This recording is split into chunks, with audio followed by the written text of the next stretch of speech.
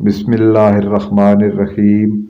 حضرت ابو ہریرہ سے روایت ہے کہ رسول صلی اللہ علیہ وآلہ وسلم کی خدمت میں ایک دیہاتی آیا اور اس نے عرض کیا، اے اللہ کے رسول صلی اللہ علیہ وآلہ وسلم، مجھے کوئی ایسا کام بتا دیجیے کہ میں جنت میں داخل ہو جاؤں۔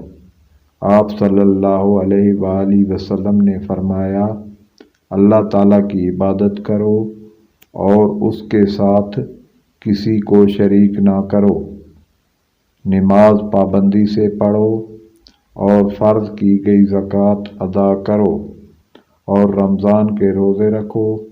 دیہاتی نے یہ سن کر کہا، قسم ہے اس پر اللہ کی جس کے دست قدرت میں میری جان ہے، میں کبھی بھی اس میں کمی یا بیشی نہیں کروں گا۔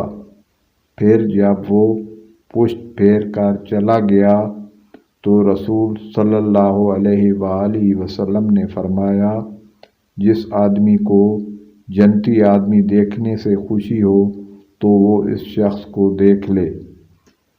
میرے چینل پہ روزانہ ایک احادیث اپلوڈ کی جائے گی۔ چینل کو سبسکرائب کر کے بیل آئیکن کو پریس کر دیں تاکہ اسی طرح کی معلوماتی ویڈیو آپ تک پہنچتی رہیں۔